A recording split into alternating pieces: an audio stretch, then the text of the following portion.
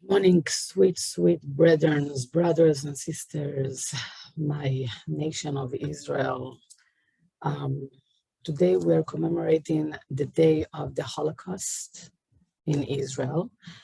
The Memorial Day of the Holocaust is not from the Torah, it was initiated by the state of Israel to commemorate the loss of the lives of 6 million Jews that were killed or more murdered only because they were Jews and not because any other reason.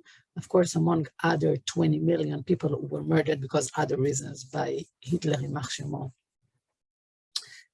And when we come in to commemorate the memorial of our 6 million brothers who died only because they're Jews, we have to remember 2,500 years of exile where we lost millions others Jews just because they're Jews. If you remember, we have the day from the Torah to commemorate all these lost lives, which is the 9th of Av, Tisha B'Av, ever since the parasha of the spies that insisted to go into the land of Israel because they didn't trust Hashem, that it's a fruitful and blissful country, and they wanted to see that for themselves.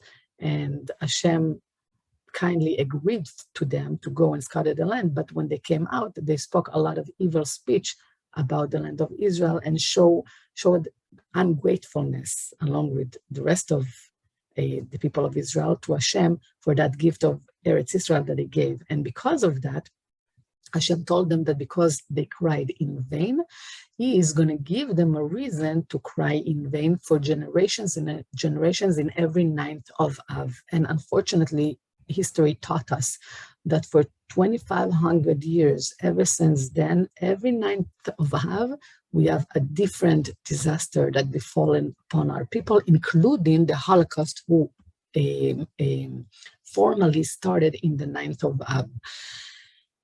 And when we come to commemorate the memory of our 6 million brothers and sisters, men, women, and children who lost their lives only because they were Jews by the horrible monster of Nazism, יימח שמם, and Hitler, יימח שמם. It's very noble and heroic to say never again. We will never let it happen again, and to light candles and to be sad and cry. It's an amazing act of kindness towards the deceased, the empathy, the feelings, the words of the statements that we will never allow it again. It's all wonderful and heroic and very noble and very high trait of kindness, but it's not enough. Because words and feelings that are being released to the world, to the outside air without actions, are words and feelings in vain. What does that mean to be a Jew? Yehudi. The word Yehudi came from the words lehodot, hoda, to both be thankful, grateful, and to admit. It's the same word. Odaha, it means gratefulness, and admission. What does that mean? Before we accepted the Torah in Mount Sinai, we were Hebrews because Abraham, our father, was Hebrew, right? So we were called the Hebrews because we were his descendants. It is only after we accepted the Torah in Mount Sinai that we have been called Jews, Yehudi, after the name of Yehuda, the son of Yaakov. Why? Because he was the first one to lehodot, that admitted that he was wrong and did teshuvah and was grateful to Hashem for all this process of teshuvah.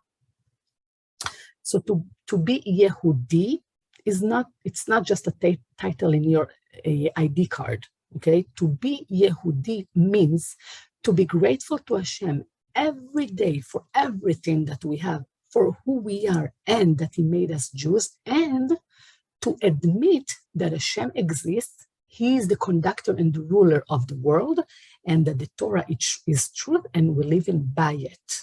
What does that mean?